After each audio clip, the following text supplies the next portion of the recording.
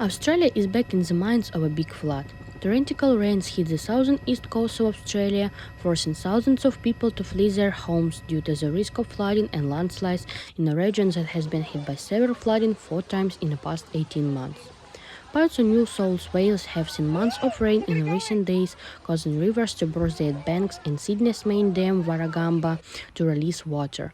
The Insurance Council of Australia estimated that flooding in March and April in New South Wales and southern East Queensland results in 4.8 billion Australian dollars, 3.1 billion euros in insured damages.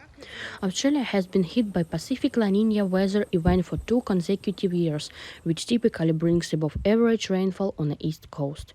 According to the Bureau of Meteorology, the La Niña event ended in June, but there is 50-50 chance it could happen again later this year. High ocean surface temperature and another phenomenon, the Indian Ocean dipole, are bringing wetter than normal weather. In June, the Met Office reported that the Indian Ocean dipole index turned negative in May, raising the chance of above-average winter and spring precipitation across much of Australia. During a negative Indian Ocean dipole, the eastern Indian Ocean is warmer than normal and the western Indian Ocean near Africa is colder, resulting in more humid air flowing into Australia. Mortlock said it's difficult to link any single flood to climate change, as the increase in heavy rainfalls is in line with that can be expected from climate change as warmer air holds more moisture in the atmosphere. Most climate models suggest an increase in the frequency of rain in Australia, he said.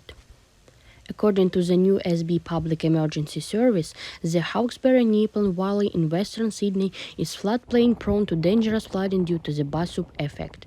The valley is fed by 5 tributaries and has bottlenecks that restrict flow to the sea that during heavy rains water accumulates.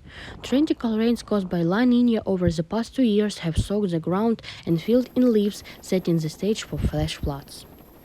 In the west shields of the east coast, there is little notification capacity, Mortlock said. Sydney's rapid population growth over the past few decades had pushed development into the floodplain. Prior to the recent floods, there had been no major flooding for about 3 decades, which means the official approving land development applications could assume there was little risk of flooding. When you don't have it for a long time, there is a lot of complexity, said Ilan Wright, the environmental scientist of University of Western Sydney. Our bridges are not high enough, he said. Escape routes in case of flooding are few and inadequate. Residents and emergency workers are still recovering from the wildfires in 2019-2020 and the floods of last this year amid the COVID-19 pandemic. Wright said the lack of building materials and labor means thousands of people are waiting for repairs after previous natural disasters. Adding the vulnerability, many low-income residents of Western Sydney cannot afford flood insurance.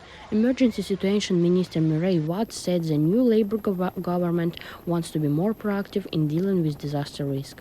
Most of the time, cheap floodplain lands inhabited by wealthy people, but people who cannot afford live on top of the hill, Watt said last week. The government plans to establish disaster preparedness fund that will allocate up to 200 million Australian dollars a year disaster prevention and resilience programs.